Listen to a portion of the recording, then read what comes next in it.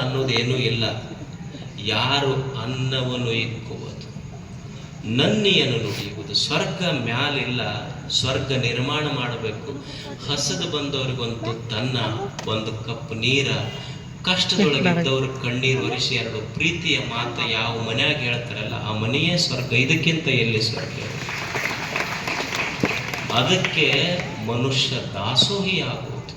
ಶರಣರು ದಾಸೋಹವನ್ನು ಕಲಿಸಿದ್ರು. ಇಲ್ಲೊಂದು ಸಭಾಭವನ ನಿರ್ಮಾಣ ಮಾಡಿದ್ರು ಗುರುಗಳು.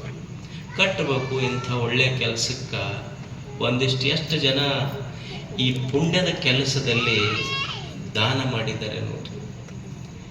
ಇಷ್ಟು ಜನ ಮನುಷ್ಯಾಗ ಕೊಡುವುದಂದ್ರೆ ಬಹಳ ಕಷ್ಟ ಇರ್ತೈತಿ.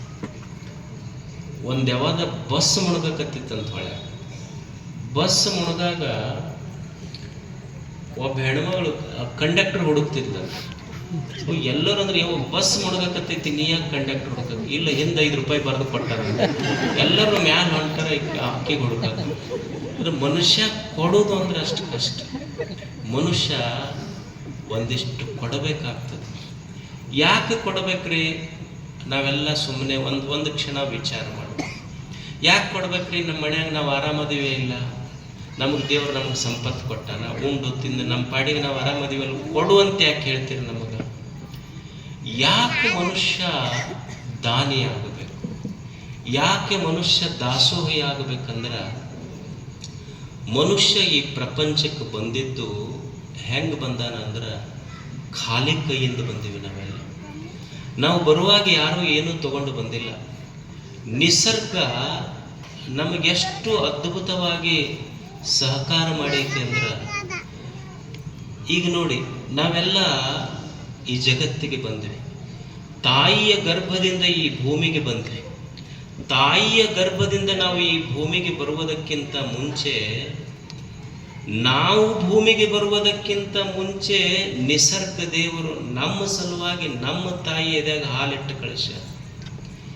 ಎಷ್ಟು ಅದ್ಭುತ ದೇವನ ನಿಸರ್ಗ ಅಂದ್ರೆ, ಸುಮ್ಮನೆ ತಾಯಿ ಏನೋ ಒಂದು ಆಪರೇಷನ್ ಆಯ್ತು ಅಂತೇಳಿ ತಾಯಿ ಎದಿ ಕೊಯ್ರಿ ನೀವು. ತಾಯಿ ಎದಿ ಕೊಯ್ದ್ರೆ ಏನು ಬರ್ತದೆ ಹೇಳಿ? ಅದರೊಳಗೆ ರಕ್ತ ಬರ್ತದೆ, ಕೀವು ಬರ್ತದೆ, ಮಾಂಸ ಬರ್ತದೆ. ಆದ್ರೆ ಆಶ್ಚರ್ಯ ಏನು ಅಂದ್ರೆ, ತಾಯಿ ಎದಿ ಕೊಯ್ದ್ರ ರಕ್ತ, ಕೀವು, ಮಾಂಸ ಬರ್ತದೆ. ಈ ರಕ್ತ, ಕೀವು, ಮಾಂಸದ ಮಧ್ಯದಲ್ಲಿ ಮಧುರವಾದ ಅಮೃತದ ಹಾಲಿಟ್ಟು ಕಳಿಸಿದವನ ಯಾರು? ಕಳಿಸಲ್ಲ. ಯಾರೋ ಒಬ್ಬ ಬಿಟ್ಟು ಕಳಿಸ್ಯಾನಲ್ಲ, ಯಾರು ಕಳಿಸಿರ್ಬೇಕು ಹೇಳಿ? ನೀವು ಒಂದು ಖಾನಾವಳಿ ಊಟಕ್ಕೆ ಹೋಗ್ರಿ, ಯಾಕೆ ಮನುಷ್ಯ ಕೊಡಬೇಕು ಅಂದ್ರೆ, ನಾವೆಲ್ಲ ಬರುವಾಗ ಖಾಲಿಯಿಂದ ಬಂದೀವಿ, ಖಾಲಿ ಕೈಯಿಂದ ಬಂದೀವಿ. ಎಲ್ಲವೂ ಸಹಿತ ಈ ನಿಸರ್ಗದಿಂದ ನಾವು ಪಡ್ಕೊಂಡಿವಿ. ಇಲ್ಲೆಲ್ಲ ನಿಸರ್ಗ ನಮಗೆಲ್ಲ ಕೊಟ್ಟದೆ. ನೀವು ಒಂದು ಖಾನಾವಳಿ ಊಟಕ್ಕೆ ಹೋಗ್ರಿ, 50-100 ರೂಪಾಯಿ ಖಾನಾವಳಿಯಾಗ ತಗೊಂತಾರೆ. ಭೂಮಿ ಇಷ್ಟು ವರ್ಷ ಬೆಳೆದೈತೆಲ್ಲ, ಏನಾದರೂ ನಮಗೆ ರೊಕ್ಕ ಕೇಳೈತೇನೆ ಹೇಳಿ?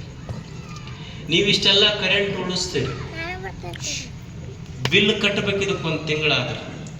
ಸೂರ್ಯ, ಚಂದ್ರ, ಆರದ ನಕ್ಷತ್ರಗಳನ್ನ, ದೀಪಗಳನ್ನ ಹಿಂಗೆ ದೇವರು ತೇಲಿ ಬಿಟ್ಟಾರಲ್ಲ, ನಮ್ಮ ಕಡೆಯಿಂದ ಏನಾರ ಬಿಲ್ ಕೇಳೈತೇನೆ ಸರ್ಕಾರ?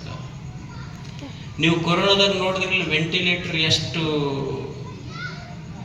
ಹಚ್ಚಿದ್ರಿ, ಒಂದು ಇದಕ್ಕೆ ಸಿಲಿಂಡರ್ಗೆ ಅದಕ್ಕೆ ಎಷ್ಟು ರೊಕ್ಕ ತಗೊಂತಿದ್ರು.